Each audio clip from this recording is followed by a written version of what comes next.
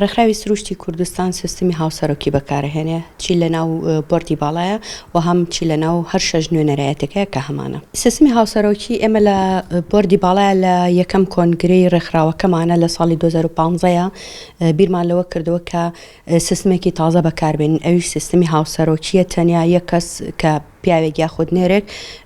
سەرۆکی ڕێکخراوێک نەبێت. و لە نێو ڕێکخراوەکانی باشووری کوردستاندا ڕێکخراوە ژینگەیەکان هەڵبەتە قسەی لەسەرەکەم یەکەم ڕێکخراوی ژینگەین لە باشووری کوردستانە کە ئێمە سیستمی هاوسەرۆکی بەکارهێنین و لە کۆنگرەی دووەمی ساڵی 2018دا بیرۆکەی ئەومان هەبوو تەنیا لە ناو بۆردی باڵای ئێمە سیستمی هاوسەرۆکیمان نەبێ لەو شەژ نوێنەرایەتی کە هەمانە لە سلێمانی، هەولێر، گەرمیان، هەڵەبجە، ڕاپەڕین هەر شەژ نوێنەرایەتەکەی کە هەمانە سیستمی هاوسەرۆکیمان هەبێت ئەویش لە ساڵی 2018 لە کۆنگرەی دووەمە پەسەند کرا و ئێستا جێبەجێکرێت. هەڵبەتە لە ناو ڕێکخراوەکەی ئێمەیە بوونی پیاوان یاخۆ ڕێژەی پیا و ئافرەت خانمان هاوتەری بە یەکسانە بە یەکتری و ئافرەتیش خانمانیش هیچیان کەمتر نییە لە پیاوان، بەڵکو ئەتوانین بڵێن ڕۆڵی زیاتریان گێڕاوە لە نێو بە تایبەت بواری ژینگەیە. بۆیە ئێمەش ئەو بیرۆکەیەمان هەبوو تاکو زیاتر پارەی پێ بدەن، نەک تەنیا ڕێکخراوی ئێمە یاخود خانمەکانی کە لەناو ڕێکخراوەکەی ئێمەیە ئەو کارە ئەکەن، بەڵکو خانمانی دیکە ڕێکخراوەکانی دیکە بتوانن چاو لە ڕێکخراوی ئێمە بکەن و ئەو سیستمە بەکاربێنن، چونکە سیستمێکی زۆر باشە. خانمان زیاتر بەتاکید سەرکەوتووترە تۆ لەکوێ یەک کەس ڕێنماییت کە لەکوێ دوو کەس بێت. بەڕای ئێمە بەڕای ڕێکخراوەکەی ئێمە ئەوە پەخستنی خانمانە لە ناو کارەکەیە، دوورخستنەوەی خانمانە لە ئەو خۆبەڕێوەبردنە یاخود دروستبوونی ئافرەتە لە ناو کۆمەڵگایە. ئەتوانی بڵێ زیاتر ئافرەت بەرەو پێشەبە، خانمان بەرەو پێشتر ئەبە، وای لێ ئەکات کە لە هەموو کیانەکان لە هەموو کایەکانە ئەبینرێت و کار ئەکات، کە مەشتێکی زۆر باشە بەڕای ئێمە بەخستنی ئەو پرۆسەیە دوورخستنەوەی خانمانە لە کایە سیاسیەکان، لە لایەنە ڕێکخراوەیەکان، لە پیشەکان، ئەوە شتێکی زۆر خراپە بێت. سیستەمی هاوسەرۆکایەتی چارەسەرێکی زۆر گرنگە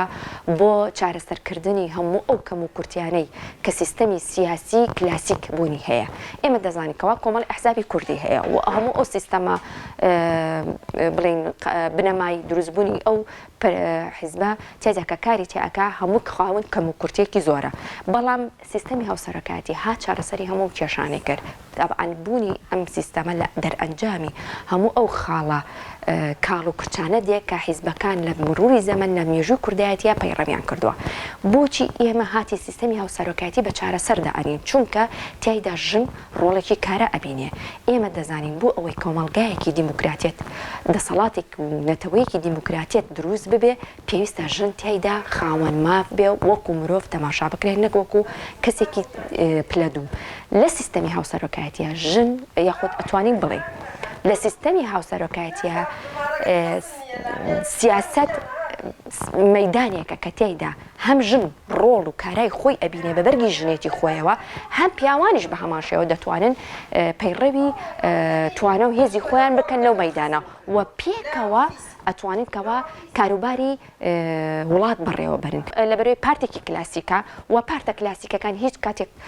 تەقبولی ئەوە ناکەن کە ژن تیاندا ڕۆڵی کارا ببینن لە کاتێکە ئەوە ڕوون بێ لە لامان کە ژنانەنا ئەو پارتانە زۆر ماندوون و تێکۆشانی زۆریان هەیە، بەڵام هیچ کاتێک بەبوونی زەهنیەتێکی عەقڵێتێکی پیا ساڵاری زوکوری ڕێگە بەوە نادەن کە ئەم قودرەتە و توانایی ژن بێتە پێشەوە و تەقبولی ئەوە ناکە لە پاڵ خۆی ژنێک ببینێ کە هەمان بڕیاردەر بێت لە هەمان دۆسەی سیاسی بێ ئاخود کۆمەڵایەتی سیاسی ئابووری یاخود جنگەکانی دیکەی ژیان بێ. ئەنە کەسە مناڵی پەروەردەکراوی پارتیە و پارتی لە ساڵانی 2013 و 2014 لە کاتی ئامادەکاری بۆ کۆنگرێنەتەوەی کورد دیسانەوە هەمان بربەستی هەبوو بۆ قبول نەکردنی سیستەمی هاوسەرۆکایەتی. ئێمە نیشانمانەدا کە عەقڵێتێکی تاک ڕەگەزی، عەقڵێتێکی ڕەگەزگەرایی، ئەتوانم بڵێم پیاوسالاری زاڵە بەسەر پارتی دیموکراتی کوردستان و هەموو هەموو ئەو حزب و حیزبۆچکانەی کە بەرهەمی پەروەردەی عقلیەتی پارتی دیموکراتی کوردستانن ئەمە بۆ کوشتنی ئیرادە و جەوهەری ڕاستەقینەی ژنە ئەمە بۆ پارتی بەیان بۆ هەر هێزێکی دیکە بێ دەبێت ژنانی ناو ئەو حزبە ژنانی ئەم کۆمەڵگایە ئەمە قبول نەکەن و من پێم وایە ئەگەرم مۆدیێلە لە دەوڵەتە ڕۆژاوایەکانەوە بەهاتایە زۆر بە ئاسانی قبولیانە کرد بەڵام هەڵبەتە بە شێوەی شکلی قبولیانە کرد چونکە عقلیەتی ئەوان هێشتا تێپەڕی ئەوەی نەکردووە کە هاوسەنگی ڕەگەزی قبول بکاوە بیرمان نەچێ ئێمە لە کۆمەڵگەیەکین بریتە لە ژن و پیا و تەنها پیا و لەم کۆمەڵگەیەنەوە تەنها ژنیش نییە بۆیە تەنها ژن ناتوانێت نوێنەرایەتی تەواوی کۆمەڵگە بکە وەک چۆن پیاویش ناتوانێت نوێنەرایەتی تەواوی کۆمەڵگە بکە بۆیە سیستەمی هاوسەرۆکایەتی لە بەرچاوگرتنی ئیرادەی ژنانی تەواوی کۆمەڵگەی و ئەمە نوێنەرایەتیە کاتێک کە تۆ هاوسەرۆکایەتەکەی نوێنەرایەتی تەواوی کۆمەڵگە ئەەکەی کە پێک دێ لە هەردوو ڕەگەزەکەەوە هیچ ڕەگەزێ ناتوانێت گوزارە لە تەواوی کۆمەڵگا بکە من بە دڵنیایەوە ئەمە ئەو پەیامە بدەم لە باشووری کوردستاندا هەتاوەکو ژنان بە حیزبەکانیان بە ڕێکخراوەکانیان بە سەرکردەکانیان نەڵێن نا و نەیانەوێ شەڕی ئیرادە بکەن هەڵبەتە مەبەستم ململانەی دیموکراتیە بۆ دیموکراتیزە بوون بێگومان هیچ کاتێک ڕەوشی ژن لەم ئاستە باشتر نابێت لە باشووری کوردستان کە هەیە بۆیە ئەو چالاکی و ئەو میتینگ و ئەو سیمینار و کۆنفرانساتانەی کە لە باشووری کوردستان بە تایبەتی ژنانی نزیکی دەسەڵات بەڕێوە ئەبن با هیچ گومانیان لەوە نەبێ ئەم جۆرە چالاکیانە ناتوانێت گۆڕانکاری دروستکە لە باشووری کوردستانە بەڵگو ئەبێ شەڕی سیستەمی هاوسەرۆکایەتی شەڕی سەپاندنی ئیرادەی ژن یاخود بەرقەرارکردنی ئیرادەی ژن جەوهەری ڕاستەقینەی ژن بوون لە ناو هێز و لایەنە سیاسیەکان و حتا ئیدارەدان و پەرلەمان و هەموو کایە و دەستگاکانی ئەم هەرێمەیە پێویستە بکرێن